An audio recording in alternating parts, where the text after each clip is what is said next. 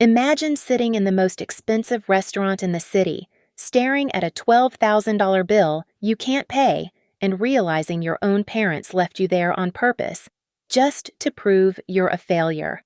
The golden light from the crystal chandeliers felt like spotlights on a stage I never auditioned for, while whispers from nearby tables crawled across my skin like spiders. My heart hammered against my ribs as I read the handwritten note clipped to the receipt. Let's see how failure finds her way out of this one. The entire dining room seemed to hold its breath, waiting to watch me crumble. My name is Madeline Carter, but everyone calls me Maddie, and right now I'm sitting alone at table 12 in La Montclair, the most pretentious, overpriced restaurant in all of Portland, Oregon, with a bill that costs more than my rent for the entire year. $12,347.68. I read the number again, blinking hard like maybe my vision is playing tricks on me. But no. There it is in elegant script across cream-colored paper with the restaurant's gold-embossed logo, below the astronomical total, clipped with a silver paperclip that probably costs more than my weekly grocery budget, is a handwritten note in my father's familiar cold penmanship. Let's see how failure finds her way out of this one. The word failure is written in all caps, underlined twice. My hands are trembling as I hold the receipt, and I can feel the weight of every single pair of eyes in this place boring into me. The couple at table 9, him in a navy suit that screams Wall Street, her dripping in diamonds, they're not even pretending not to stare anymore. The elderly woman at the corner table has her phone out, probably texting her book club about the drama unfolding at the young woman's table. The golden light from the crystal chandeliers that seemed so magical when we walked in 20 minutes ago now feels harsh and exposing, like I'm under interrogation. Every surface in this place gleams polished marble floors, brass fixtures, mirrors that reflect my horror back at me from every angle. The soft jazz playing through hidden speakers sounds mocking now, a soundtrack to my public humiliation. 20 minutes. That's how long it took my own family to order the most expensive items on the menu, wait for me to excuse myself to the restroom, and then vanish into the Portland night like they were never here at all. The waiter, a young guy named James, who's been nothing but professional all evening, approaches my table with careful steps, like he's approaching a wounded animal. His face is a careful mask of concern, but I can see the pity in his eyes. "Miss, is everything all right? Your family seemed to have stepped out, as if they went to get some fresh air and forgot to mention it. They had an emergency." I lie, my voice barely above a whisper. The words taste like ash in my mouth. They'll be right back. But even as I say it, we both know it's not true. The maitre d' who seated us, a distinguished man with silver hair and a French accent that may or may not be real, hovers nearby, checking his watch. It's 9:45 on a Tuesday night, and I can feel the staff's patience wearing thin. I fumble for my phone with shaking fingers, scrolling through my recent calls. Dad's number. Mom's number. My brother Ethan's number. I call Dad first. Straight to voicemail. Mom's phone rings once, twice, 3 times before she picks up. Madeline. Her voice is crisp, businesslike, like she's answering a call from a client she doesn't particularly want to deal with. "Mom, where are you? You left me here with a lesson." She cuts me off. "Your father and I decided it was time you learned what the real world is like for people who don't apply themselves. Consider this your wake-up call." The line goes dead. I stare at my phone screen in disbelief, my reflection ghost-like in the black surface. Around me, the restaurant continues its elegant dance servers gliding between tables, wine glasses clinking, the soft murmur of conversation from people who aren't sitting alone with a bill that could buy a car. The irony isn't lost on me. 3 hours ago, I was actually excited about tonight. Mom had called me at the studio where I work part-time, her voice unusually warm as she invited me to dinner at La Montclair to celebrate Ethan's latest promotion. "Family dinner," she'd said. "We never get to spend quality time together anymore." Quality time. I almost laugh, but I'm afraid if I start, I might not be able to stop. James returns, this time with the manager, a tall, serious-looking man in an impeccable black suit. The manager's nameplate reads Noah Whitman, and his expression is carefully neutral as he approaches. Miss Carter, I'm Noah Whitman, the general manager. I understand there may be some confusion about tonight's bill. Confusion, another nice word for abandonment. My family. They had to leave suddenly. Emergency. The lie comes easier this time, but it still burns. I just need a moment to figure out the payment. Mr. Whitman nods slowly, but I can see him calculating in his head. $12,000. Does this 27-year-old woman in a thrift store dress and scuffed flats look like she has $12,000? Absolutely not. Of course. Miss Carter, take your time.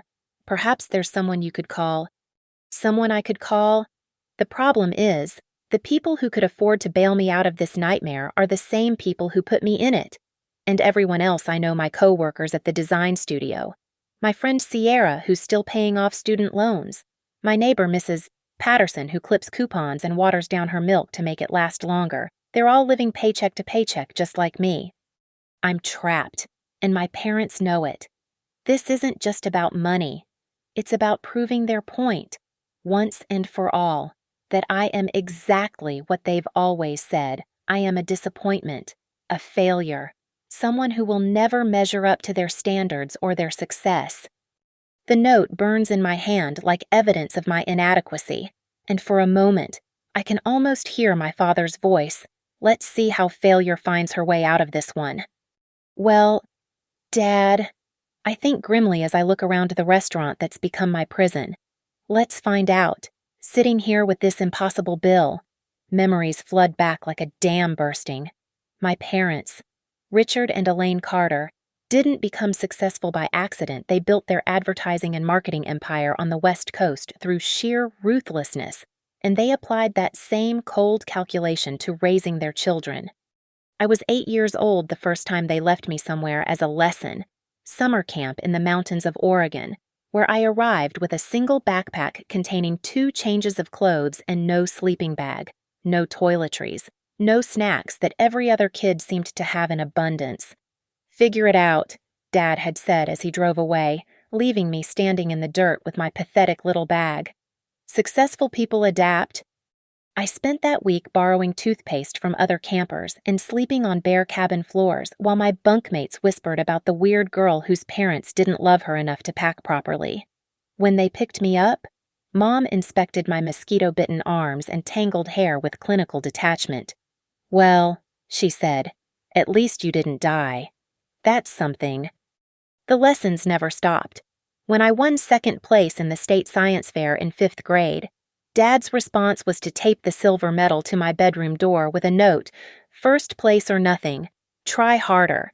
When I made varsity soccer as a sophomore, they refused to attend games because participation trophies don't build character. When I got accepted to Portland State with a partial scholarship for art, they called it playing with crayons and cut off my allowance until I added business classes to my schedule. Everything was measured, calculated, compared to their golden child, my older brother Ethan. Ethan, who graduated valedictorian, got his MBA from Stanford, and now runs the Northwest division of their company at 31.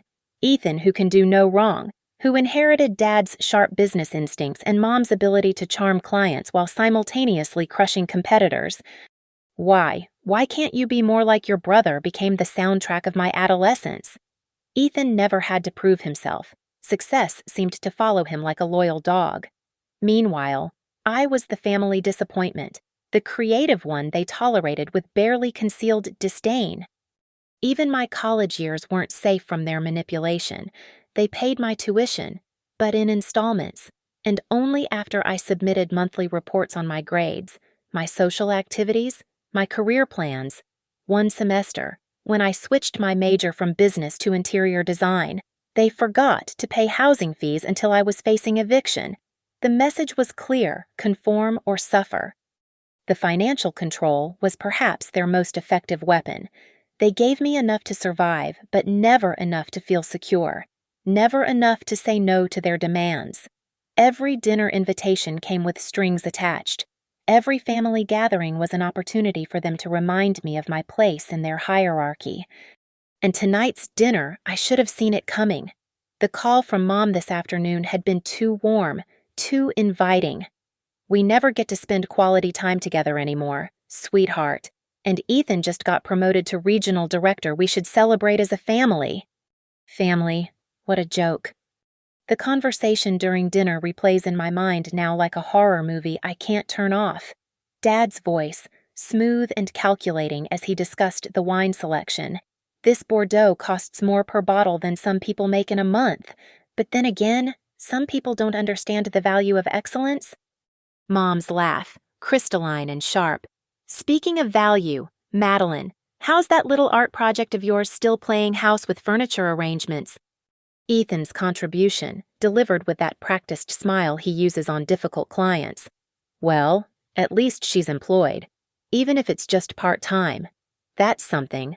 Right.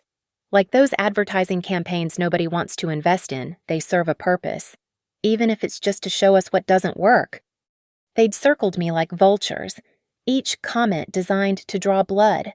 When I tried to mention the design project I'd been working on, a renovation proposal for a downtown loft, Dad had actually laughed. "Proposals," he'd said, cutting into his $150 steak. "Everyone has proposals. Madeline, winners have contracts." The worst part wasn't even the cruelty. It was the casual nature of it, the way they dismantled my confidence while discussing the weather, the way they made my failures the evening's entertainment. To them, I wasn't their daughter in that moment. I was a case study in disappointment, a cautionary tale they could dissect over dessert. When Dad's phone rang at 8:30, I actually felt relieved. Finally, a break from the constant barrage of subtle insults disguised as family conversation. Mom excused herself minutes later, claiming Ethan needed help with something in the lobby. Then Ethan himself stood up, straightening his expensive tie. "We'll just be a moment," he'd said, not quite meeting my eyes. "Family business." Family business that apparently didn't include me. I'd sat there for 5 minutes, sipping my water, assuming they'd return with some announcement about Ethan's promotion or Dad's latest business acquisition. Maybe they'd even apologize for the earlier comments, chalk it up to work stress and too much wine. Instead, James the waiter had approached with that receipt, that devastating total, and that note that felt like a knife between my ribs. Let's see how failure finds her way out of this one. The capitalization of failure was so deliberate, so cruel. It was the same word they'd used when I'd struggled with calculus in high school, when I'd changed majors in college, when I'd moved into my tiny studio apartment instead of moving back home after graduation. In their vocabulary, I wasn't just unsuccessful, I was a failure, fundamentally and irredeemably flawed. Now, sitting in this glittering restaurant with their $12,000 lesson burning in my hands, I finally understand the truth. This was never about teaching me responsibility or independence. This was about power, about making sure I knew exactly where I stood in the Carter family hierarchy. At the very bottom. But as the weight of their cruelty settles over me like a suffocating blanket, something else stirs in my chest. Something hot and fierce and unfamiliar. Anger. Not the helpless frustration I've carried for years, but pure, clarifying rage. They want to see how failure finds her way out. Fine. Let's see how success handles what's coming for them. The path to tonight's humiliation started 3 weeks ago when I lost my full-time position at Morrison & Associates Interior Design. Budget cuts. My boss Sarah had explained with genuine regret, her hands fidgeting with the termination paperwork. "You're talented, Maddie, but you're also the most recent hire. I'm sorry. 27 years old and back to square one. Again." I'd managed to negotiate staying on part-time, working Tuesday through Thursday for barely enough to cover my rent on the tiny studio apartment in southeast Portland. The place isn't much 400 square feet with a Murphy bed that sticks and a kitchen the size of a closet, but it's mine. Or at least, it was mine as long as I could scrape together $800 every month. The part-time work meant clipping coupons, buying generic cereal, and walking everywhere to save on gas. It meant declining drinks with coworkers and spending Friday nights sketching design ideas instead of going out. But I was surviving, and more importantly, I was doing it without my parents' help. That independence, fragile as it was, must have bothered them. The call from Mom came on a Tuesday afternoon while I was organizing fabric samples at the studio. Her voice had that practiced warmth she uses with important clients, the tone that means she wants something. "Darling, we simply must celebrate Ethan's promotion properly. Regional director at his age, Richard and I are so proud. You should join us for dinner Thursday evening." I should have been suspicious immediately. Mom never calls me darling, and she certainly never includes me in celebrations. But there was something almost pleading in her voice, a vulnerability I'd never heard before. "Le Montclair at 7:30. She'd continued before I could respond. "Wear something nice. This is a big moment for our family." Our family. The words had made my chest tight with something I was ashamed to identify as hope. Maybe they'd finally seen how hard I was working. Maybe losing my job had actually shown them that I wasn't just floating through life on their money. Maybe this dinner was their way of acknowledging that I was trying to build something on my own, even if it wasn't the corporate empire they'd envisioned for me. I'd spent my last $60 on a dress from Nordstrom Rack Black. Simple, appropriate for a restaurant where appetizers cost more than my daily food budget. I'd even splurged on a $15 lipstick, telling myself it was an investment in family reconciliation. The reconciliation I'd been hoping for since I was 8 years old. Walking into Le Montclair that evening, I'd felt a flutter of optimism. Maybe this was the turning point. Maybe they'd finally see me as more than their greatest disappointment. Dad had stood when I approached the table, actually pulling out my chair like a gentleman. "Madeline, you look—" He'd paused, studying my appearance with those calculating eyes. "Adequate." High praise from Richard Carter. Ethan had been expansive, describing his new role with the kind of detail that suggested he'd been practicing the conversation. Regional director means overseeing 12 offices across Oregon, Washington, and Northern California. 300 employees reporting to me, directly or indirectly. The youngest person in company history to reach this level. "Except for when your father was promoted to partner at 28, Mom had added with a smile that could cut glass. "But then, he built the company from nothing. Different circumstances entirely." The conversation had flowed around me like water around a stone. They discussed market expansions and client acquisitions while I picked at my salad, trying to find opportunities to contribute. When I mentioned the loft renovation project, I'd been developing a complete redesign concept for a downtown space that could showcase modern sustainability principles Dad had set down his wine glass with deliberate precision. "Proposals," he'd said, the word dripping with disdain. "Everyone has proposals. Madeline, winners have contracts. Do you have a contract?" "Not yet, but—" "Then it's a hobby, not a career." His smile was sharp enough to draw blood. "Though I suppose hobbies are appropriate for people who aren't quite ready for real responsibility." Mom had nodded sagely. "It's important to have realistic expectations. Not everyone can be a leader like Ethan. Some people are better suited to supporting roles." The knife twisted deeper with each comment. They weren't celebrating Ethan's success. They were using it as a weapon against me. Every achievement of his became evidence of my failure. Every detail of his promotion, another reminder of my inadequacy. "The best part," Ethan had continued, seemingly oblivious to the subtext, "is the autonomy. I'll have complete control over strategic decisions for the entire region. No more asking permission. No more waiting for approval. Just results." Autonomy. Dad had repeated, looking directly at me. Interesting concept. Of course. Autonomy requires proving you can handle responsibility first. Some people never reach that level of maturity. That's when the phones started ringing. Dad's first, at 8:37. He'd frowned at the screen, excused himself with theatrical reluctance. "Client emergency. You know how it is. 5 minutes later, Mom's phone had buzzed. Oh dear, that's the Peterson account. They're having some sort of crisis with the campaign launch. She'd gathered her purse with the swift efficiency of someone executing a well-rehearsed plan. Finally, Ethan had stood, checking his watch with exaggerated concern. Actually, I should probably help coordinate the response. New position, new responsibilities. You understand. Of course, I'd said, because what else could I say? Family business comes first. Exactly. Ethan's smile had been almost pitying. You finish your dinner, take your time. We'll handle the real work.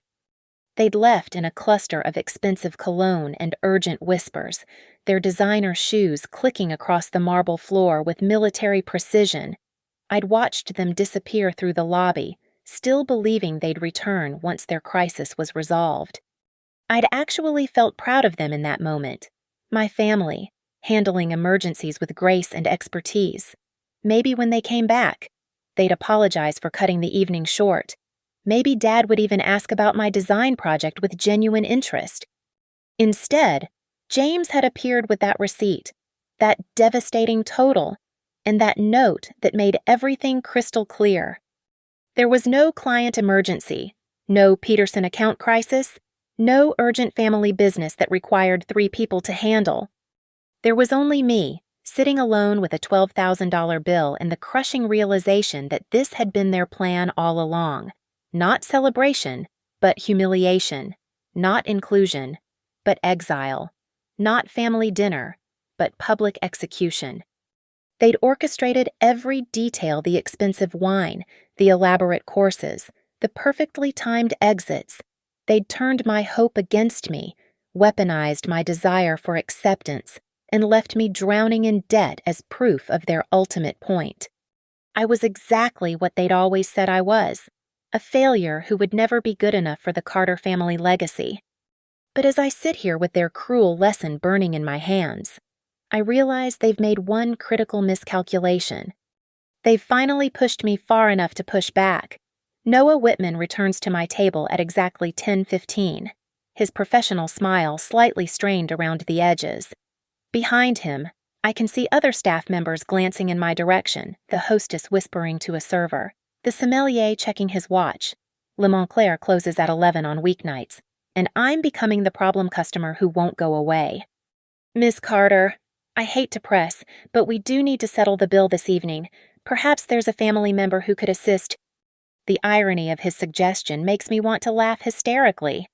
The family members who could help are the ones who created this situation. His eyebrows rise slightly, but his expression remains carefully neutral. I see.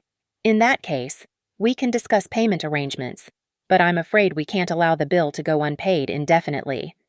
Translation pay up or we're calling the police. My hands shake as I pull out my phone again. My checking account has $347. My savings account, if you can call it that, has another $82. Credit cards are maxed out from the lean months after losing my full-time job. The math is simple and devastating. I'm approximately $11,000 short of freedom. I scroll through my contacts, desperation making my fingers clumsy. There has to be someone, anyone, who could help. Sierra Lopez, my closest friend since college, answers on the second ring. Maddie, what's wrong? You sound terrible. Sierra, I need help. I'm trapped at Le Montclair with a $12,000 bill my parents stuck me with, and Jesus, $12,000. What did you eat? The entire kitchen. But her joking tone fades quickly when she realizes I'm serious. Wait, your parents actually left you there. That's insane. Even for them. Can you help? I know it's a lot to ask, but... Oh, honey, you know I would if I could, but I just made my student loan payment yesterday, and I've got maybe $400 in checking. I can transfer what I have, but it's not going to make a dent in $12,000. $400. It's generous, more than I have any right to ask for. But Noah is right, it won't make a dent. Next, I try Aunt Marlene, my mother's older sister who's always been the rebel of the family.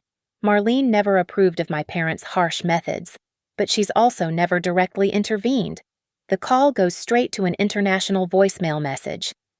You've reached Marlene Patterson. I'm currently traveling through Southeast Asia and won't have reliable phone service until October 15th. If this is an emergency. October 15th, 3 weeks away. I try calling my landlord, Mr. Patel, thinking maybe I could borrow against next month's rent, but even as his phone rings, I know it's hopeless. He's a kind man, but he's not running a charity, and $800 wouldn't help anyway. My coworkers at the studio are all in the same financial boat. I am young professionals in an expensive city, scraping by on a regular income. My neighbors are retirees on fixed incomes or students living on ramen noodles. By 10:25, I've exhausted every possibility I can think of. Noah approaches again, this time accompanied by a security guard, a large, kind-faced man who looks like he'd rather be anywhere else. Miss Carter, I'm very sorry, but if we can't resolve this situation, I'll need to contact the authorities about the unpaid bill. The word authorities hits me like a physical blow. Police, theft of services, possible arrest. My parents didn't just abandon me with a bill, they set me up for criminal charges. The other diners have given up any pretense of discretion. The couple at table 9 is openly staring, the woman holding up her phone like she's recording. The elderly lady in the corner has called someone, speaking in urgent whispers about the drama at the young woman's table. I'm a spectacle now. Dinner theater for Portland's elite. The poor girl who bit off more than she could chew, brought low by her own ambition. Tomorrow. This story will spread through the city's social circles like wildfire. Did you hear about the girl at Le Montclair who couldn't pay her bill? My face burns with humiliation so intense it feels like fever. This is what my parents wanted, not just financial ruin, but public shame. They want me to remember this moment every time I think about challenging them, every time I consider myself their equal. Please, I whisper to Noah, hating how small my voice sounds. Just give me a few more minutes. I'll figure something out. But even as I say it, we both know it's not true. There is no figuring this out. There's no cavalry coming, no last-minute salvation. There's just me, alone, exactly as my parents intended. Noah's expression softens slightly. Miss Carter, I don't want to make this situation worse than it already is, but I have responsibilities to the restaurant, to my staff. We've been more than patient. Patient, as if I'm a difficult child who's been acting out instead of a victim of calculated cruelty. I close my eyes, trying to think through the panic. Maybe I could call a lawyer, explain that I was abandoned here under false pretenses. But lawyers cost money I don't have, and the bill itself is legitimate. My family did order everything on it. The fact that they left me to pay doesn't change the legal reality.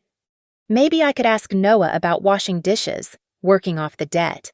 But $12,000 would take months to earn at minimum wage, assuming they'd even consider such an arrangement. Maybe I could run, sprint for the exit and hope they don't catch me. But the security guard is between me and the door, and besides, where would I go? Back to my apartment that I'll lose anyway when this ruins my credit. Back to my part-time job that barely covers basic expenses. The walls of Le Montclair feel like they're closing in, the golden light growing harsher, the soft jazz morphing into a funeral dirge. Every breath tastes like shame and defeat. I reach for my portfolio bag, a worn leather messenger bag I've carried since college, thinking maybe I can find some documentation to prove I didn't consent to this arrangement, but as my fingers close around the familiar handles, something rustles inside. My design portfolio, the sketches and plans I'd brought tonight, hoping for a chance to share my work with my family. The loft renovation project Dad had dismissed so cruelly. The sustainability concepts Mom had ignored. The detailed drawings that represented months of work. For a moment, I just stare at the bag, my life's work, reduced to amateur sketches that couldn't save me from this nightmare. But then a wild thought occurs to me. What if they could, with trembling fingers? I unzip my portfolio bag and pull out the leather-bound folder containing my design sketches.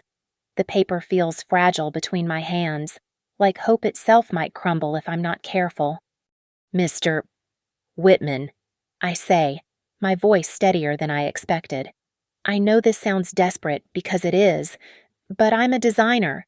These are my portfolio pieces, architectural sketches, interior design concepts. Is there any chance? I trail off, realizing how ridiculous this must sound. Noah's expression shifts from professional patience to genuine curiosity as I spread 3 of my best sketches across the white tablecloth. The first is my loft renovation concept, the one my father dismissed so cruelly, showing a complete transformation of a downtown space with sustainable materials and innovative lighting solutions. The second is a restaurant redesign featuring modular seating and adaptive acoustics. The third is my personal favorite, a residential concept that transforms a small space into something that feels twice its actual size through strategic mirrors and multifunctional furniture. These are... Noah pauses, leaning closer to examine the detailed pen and ink drawings. These are really impressive. The attention to detail, the way you've solved the spatial challenges. He looks up at me with surprise. You drew these. Every line, I confirm, trying to keep the desperation out of my voice. I've been working on these concepts for months. The loft project alone represents over 60 hours of planning and drafting. Noah picks up the restaurant design, studying it with the eye of someone who understands hospitality spaces. This acoustic solution, the way you've arranged the seating to create natural sound barriers without walls, that's brilliant. We actually struggle with noise levels during peak hours. For the first time in hours, I feel a flicker of something other than panic. Sound travels in predictable patterns. If you interrupt those patterns strategically, you can create intimate dining experiences even in large spaces. And this lighting system, he points to my notation about adjustable LED arrays hidden within decorative ceiling elements. It allows you to change the entire atmosphere of the room throughout the evening, bright and energetic for lunch service, warm and romantic for dinner, dramatic for special events, all with the same fixtures. Noah sets the drawing down carefully, then glances toward the kitchen doors. Would you excuse me for just a moment? I'd like to show these to someone. Before I can respond, he's walking away with quick, purposeful steps, my sketches tucked under his arm like precious documents. The security guard shifts uncomfortably, clearly unsure what to do with this unexpected development. I sit in suspended animation, watching other diners finish their meals and prepare to leave. The couple at table 9 pays their bill, probably a fraction of mine, and exits with satisfied smiles. The elderly woman in the corner signals for her check, casting one last curious glance in my direction. 10 minutes pass. Then 15. I'm starting to think Noah has simply found a polite way to call the police when he returns, accompanied by a woman I don't recognize. She's probably in her early 30s, with short auburn hair and paint-stained fingers that mark her as someone who works with her hands. Her jeans and flowing blouse look expensive but lived in, and there's an intensity in her green eyes that reminds me of the way I feel when I'm deep in a design project. This is my sister Clara, Noah says, settling back into his chair across from me. Clara Whitman. She's an architect, and she's been looking for someone to collaborate with on a project. Clara extends her hand with a firm grip. Noah showed me your sketches. The loft concept is extraordinary, exactly the kind of innovative thinking I've been hoping to find. I shake her hand, afraid to hope. Thank you. That means a lot, especially coming from an architect. I'm curating a design exhibition for the Portland Art Museum next month, Clara continues, sitting down uninvited. It's called Living Small Innovative Solutions for Urban Spaces. We're showcasing designers who can make compact living both beautiful and functional. My heart starts beating faster. That sounds incredible! The problem is, I'm short 2 pieces. I need work that demonstrates real innovation, not just pretty pictures. These sketches... She taps my loft design with one paint-stained finger. This shows genuine problem solving. The way you've maximized vertical space while maintaining sightlines. The integration of storage solutions that don't feel like storage, it's exactly what I'm looking for. You want to include my work in a museum exhibition? I want to do more than that. Clara pulls out her phone and shows me a website for the exhibition. Each piece in the show is for sale. Serious collectors, interior designers looking for fresh talent, people who appreciate innovative design. Your loft concept and this restaurant redesign, I could feature both of them. The room seems to tilt slightly. You mean sell them? The exhibition takes a 20% commission. But yes, based on the quality of your work and the current market for original design concepts. Clara pauses, calculating.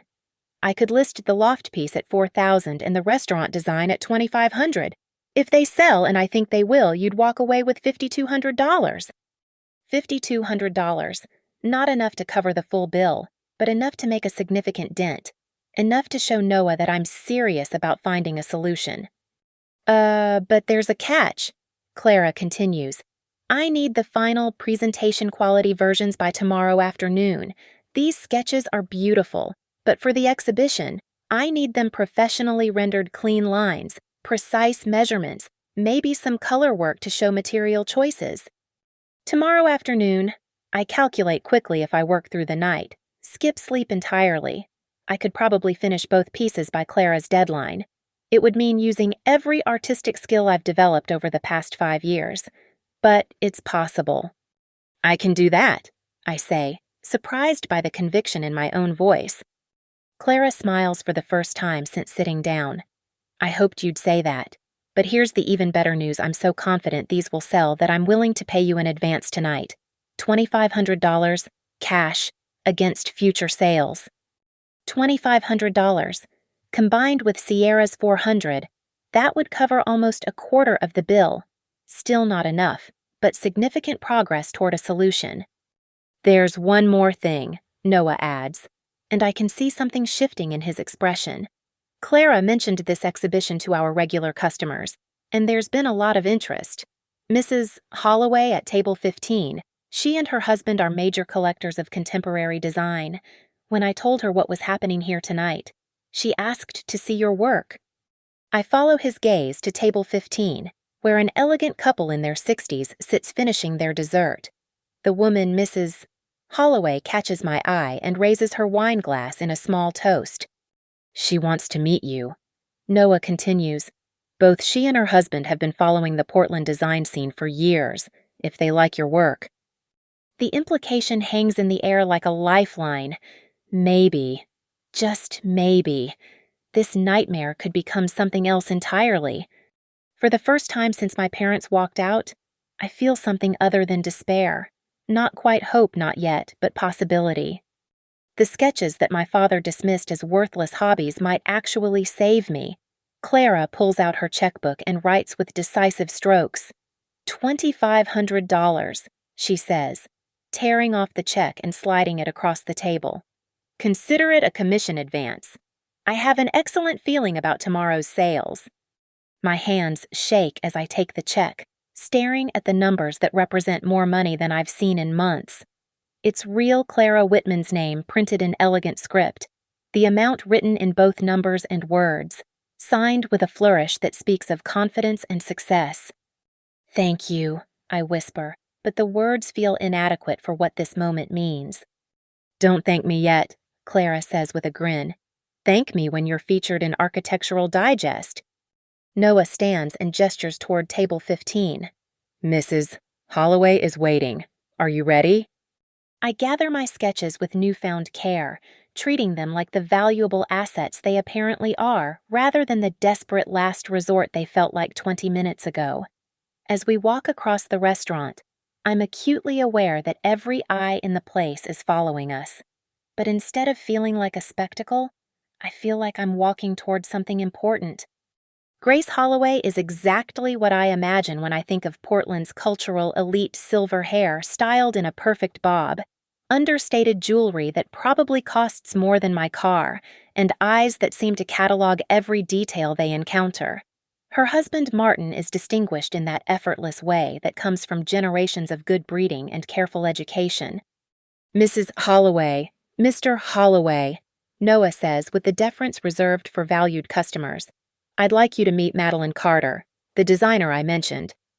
Grace extends a perfectly manicured hand. Ms. Carter, what an unexpected pleasure. Noah tells us you found yourself in quite the predicament this evening. There's no judgment in her voice, only curiosity, but I still feel heat rise in my cheeks. It's been an unusual night. The best stories usually begin with unusual circumstances, Martin says, his voice carrying the slight accent of someone educated at East Coast prep schools. May we see your work? I spread my sketches on their table with the same care I imagine an art dealer might use handling a Monet. Grace immediately reaches for the loft design, her fingers tracing the lines with surprising delicacy. Extraordinary, she murmurs. Martin, look at this storage solution. She's created what appears to be a gallery wall, but each panel opens to reveal shelving, functional art. Martin leans over to examine the restaurant concept. The acoustic design is particularly clever. Most restaurants choose between intimacy and efficiency. You've found a way to achieve both. So, the third sketch, Grace says, picking up my residential concept. This transforms the entire perception of space. Small rooms feel expansive, but there's still definition between areas. It's like optical illusion translated into architecture.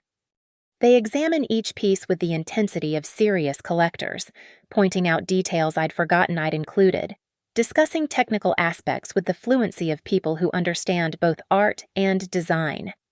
Ms. Carter, Grace says finally, setting down the sketches with obvious reluctance. These represent exceptional talent. How long have you been designing professionally? About 2 years full-time, though I've been drawing and planning spaces since I was a child. Self-taught or formally educated. Portland State Interior Design Program. I also took architecture and business courses. I don't mention that my parents forced the business classes on me. Grace and Martin exchange a look that seems to communicate volumes. We have a proposition, Grace says. Martin and I collect contemporary design work, particularly from emerging Pacific Northwest artists. We'd like to purchase both the loft concept and the restaurant design. My heart stops. Both of them. Our offer is $7,000 for the pair, Martin says matter-of-factly, as if he's discussing the weather. We'll want them professionally framed and delivered to our home in the West Hills, but we can arrange that ourselves. $7,000. Combined with Clara's advance, that's $9,500. Still short of the full bill, but close enough that maybe Noah would accept a payment plan for the remainder. However, Grace continues, we have one condition. Of course there's a condition. In my experience, generosity always comes with strings attached. We don't want you returning home tonight, she says, and I blink in confusion. I'm sorry. My dear, Grace's voice carries a warmth I haven't heard directed at me in years. Anyone who would abandon their own child with a $12,000 bill as some sort of twisted lesson doesn't deserve to have that child return home with their tail between their legs. Martin nods emphatically. Appalling behavior. Absolutely appalling. The kind of people who give success a bad name. We have a small apartment above our garage, Grace explains. It's fully furnished, completely private, and currently empty.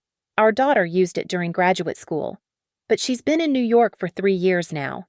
You're welcome to stay there as long as you need to get back on your feet. I stare at them, certain I've misunderstood. You're offering me a place to live. We're offering you space to work, Martin corrects gently. Artists need studios, and that apartment has excellent natural light. Consider it an investment in your career. But you don't even know me. Grace's smile could power the city. Dear, I've been collecting art and supporting artists for 30 years. I can recognize talent when I see it. More importantly, I can recognize character. The fact that you're sitting here trying to solve this problem rather than calling your parents to rescue you tells me everything I need to know. The generosity is overwhelming, almost frightening in its scope. These people met me 20 minutes ago, and they're offering me money, a home, and most importantly, belief in my abilities. There's just one thing, Grace adds, pulling out her own checkbook. "We'll pay you tonight, but we want you to use part of the money to settle this bill completely. No payment plans, no lingering debt. Walk out of here free and clear." She writes with the same decisive confidence Clara showed, but when she tears off the check, the amount makes my breath catch. $9,000. "So that should cover the bill and leave you something to live on while you get established," Grace says, sliding the check across the table. "Consider the extra money a studio rental advance." $9,000 plus Clara's $2,500 equals $11,500. More than enough to pay the bill completely and still have money left over. I look down at the two checks in my hands, tangible proof that my work, my talent, my despised hobby has real value, more value than my parents ever acknowledged, more value than I dared to believe myself. "Why?" I ask, my voice barely above a whisper. "Why are you helping me?" Grace and Martin exchange another look, and this time I can read it clearly. They see something in me that my parents never did. "Because," Grace says simply, "everyone deserves at least one person who believes in them. Tonight, you have several." 3 months later, I'm sitting in what Grace calls the studio, but what feels like a dream I'm afraid to wake up from. The apartment above the Holloway's garage has become my sanctuary, 800 square feet of creative freedom with north-facing windows that flood the space with perfect, even light. My drafting table sits where their daughter's desk once was, now covered with architectural plans, fabric samples, and color palettes for my latest projects. The collaboration with Clara exceeded every expectation. The museum exhibition sold both pieces within the first week, and the publicity generated 3 more commissions. Word spread through Portland's design community like wildfire. There's a new talent in town, someone who can solve spatial problems with innovation and artistry. Now I have a waiting list of clients. Mrs. Patterson from the neighborhood coffee shop wants me to redesign her cramped apartment. A tech startup downtown needs their office space reimagined for maximum productivity and creativity. Most significantly, a high-end hotel chain has asked me to pitch concepts for their Portland flagship renovation. The financial transformation is staggering. My new business account Madeline Carter Design contains more money than I'd ever imagined earning. Not enough to buy a house in the West Hills, but enough to feel secure, to plan for the future, to stop checking my balance every morning with dread. But the real change isn't financial, it's the way I see myself. For 27 years, I believed my parents' assessment of my worth. I was the family disappointment, the creative one they tolerated with barely concealed disdain, the failure who would never measure up to their standards. Their voices had become my internal critic, so constant I barely noticed them anymore. Now, working in this bright studio with commissions piling up and clients praising my innovation, those voices are fading, replaced by something I'd never experienced before: confidence in my own abilities. The revenge plan began forming 6 weeks ago, during a late-night conversation with Grace over tea in her kitchen. I'd been telling her about a particularly challenging project when she asked about my family. "Have you spoken to your parents since that night at Le Montclair?" I'd shaken my head. "They haven't tried to contact me. I think they assume their lesson worked, that I'm living in poverty somewhere, finally understanding my place in the world." Grace had set down her teacup with the precise control that marked all her movements. How would they react if they discovered the opposite was true? The question planted a seed that's been growing ever since. My parents' annual charity auction is next weekend, the Carter Foundation's biggest fundraising event of the year. For 15 years, they've hosted Portland's social elite at the downtown convention center, raising money for education initiatives while simultaneously showcasing their own success and philanthropy. This year's theme is investing in tomorrow's leaders. The irony isn't lost on me. Clara mentioned the auction casually 3 weeks ago, noting that several prominent collectors would be attending. "You should submit something for the art portion," she'd suggested. "Your work would fit perfectly with their theme." The art portion features pieces donated by local artists, with proceeds split between the charity and the creators. It's a chance for emerging talent to gain exposure while supporting a good cause. the kind of opportunity my parents would normally encourage if they thought I was worthy of it. But they don't know I'm submitting. They don't know about my success, my commissions, or my transformation from the failure they abandoned at Le Montclair into someone the Portland design community respects. They certainly don't know about the special presentation I've prepared. Working with Clara and a friend of hers who specializes in multimedia installations, I've created something that will serve as both artistic statement and public revelation. The centerpiece is a large-scale model of an impossible living space, a studio apartment that appears to be twice its actual size through strategic design elements. Surrounding the model are detailed sketches showing the mathematical principles behind the illusion, the psychological impact of different spatial arrangements, and the social implications of making small spaces feel abundant. It's beautiful, innovative, and completely functional, the kind of work that will have everyone talking. But hidden within the installation's digital component is something else entirely. Motion sensors will trigger different displays as viewers approach the piece. Most will see technical drawings and design philosophy quotes. But when specific people approach people whose photos I've programmed into the facial recognition system, they'll see something different.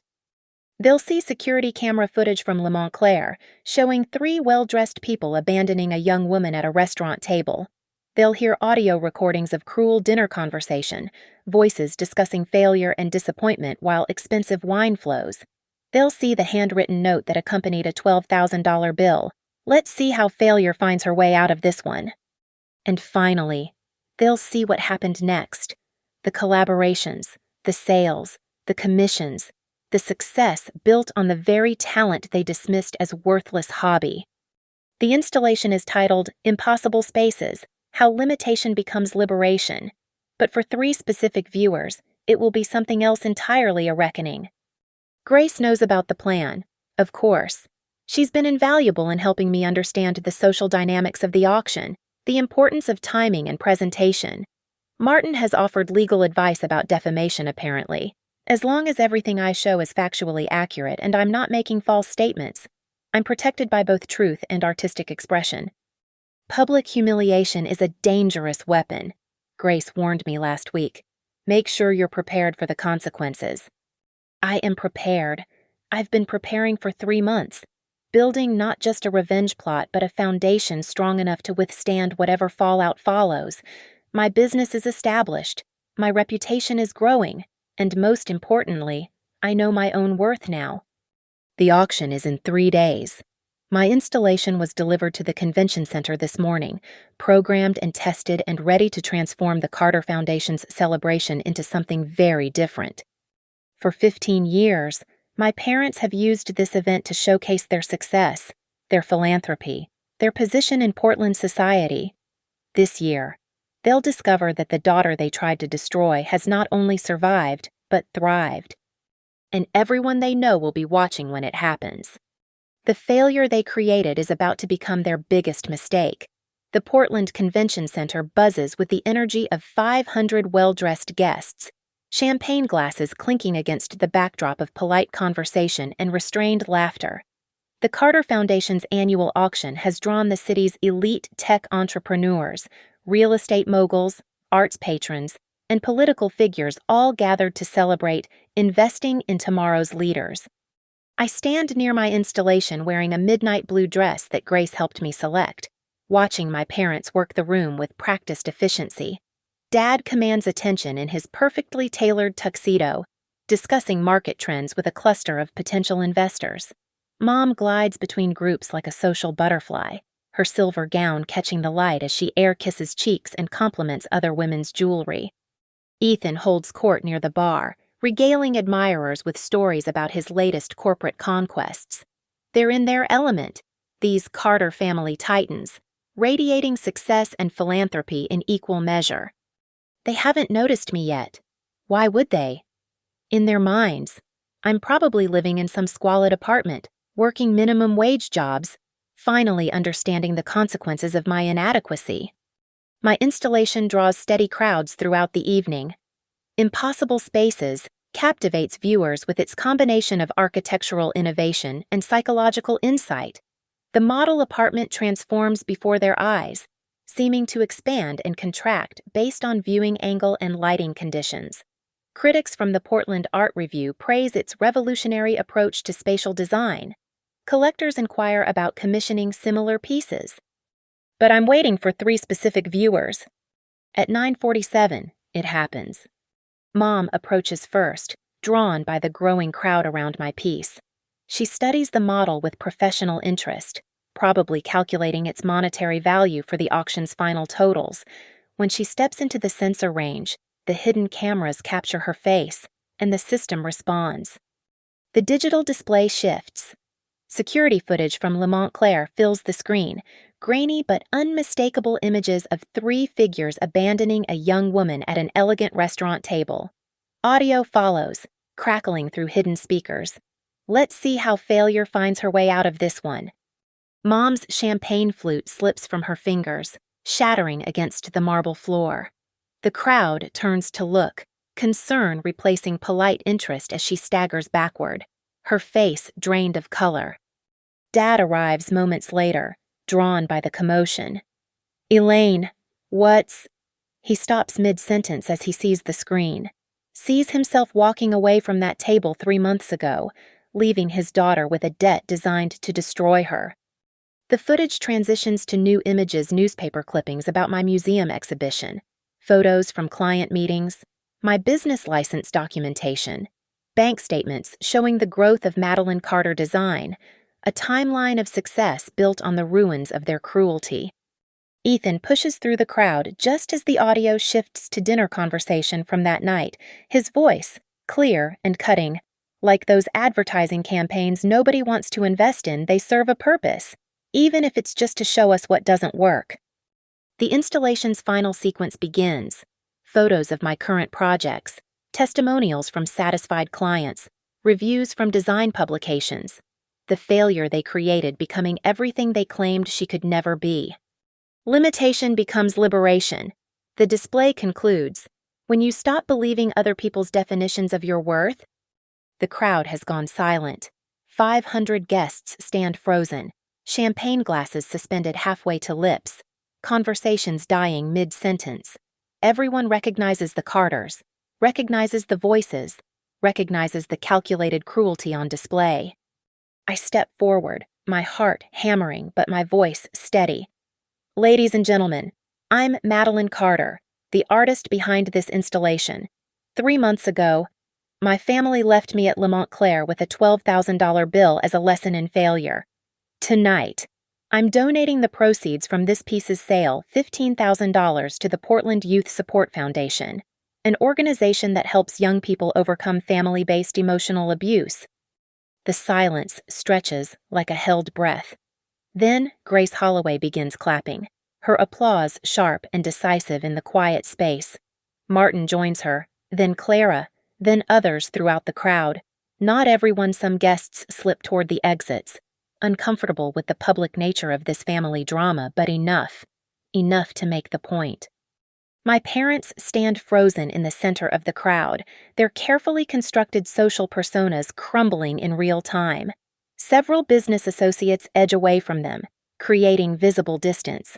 Board members of their various charities exchange meaningful glances. The society reporters present are already pulling out their phones. Dad's face cycles through emotions: shock, rage, calculation, defeat. Mom looks like she might faint. Ethan stares at the screen showing his sister's success, his mouth opening and closing without sound.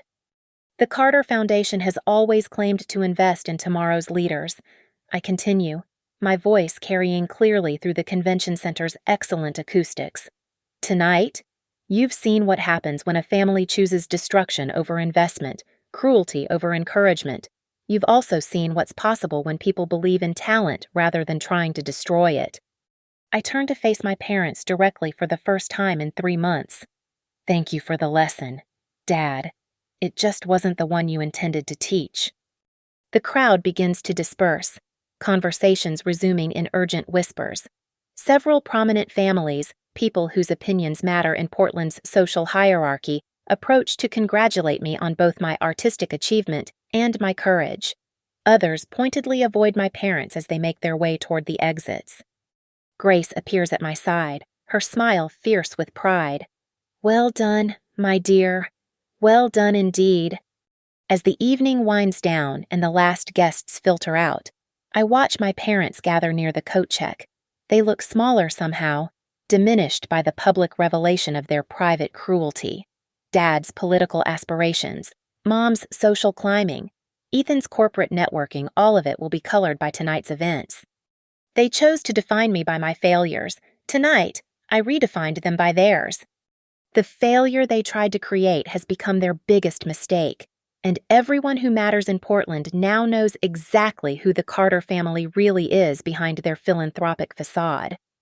As I pack up my installation, already fielding calls from collectors who want to commission similar pieces, I realize this isn't really an ending. It's a beginning, the first chapter of a life built on my own terms, measured by my own standards, free from the voices that once convinced me I wasn't enough. I am enough. I always was. Thank you so much for listening to this story of transformation and revenge. I'd love to hear from you. Where are you listening from right now? Are you at home, commuting, or somewhere else entirely? Please leave a comment below, sharing your thoughts about Madeline's journey, and let me know where in the world you're tuning in from. Don't forget to subscribe to the channel for more compelling stories. And I'd love to hear your thoughts about family expectations, finding your own worth, and the power of turning your pain into purpose. Your engagement means everything.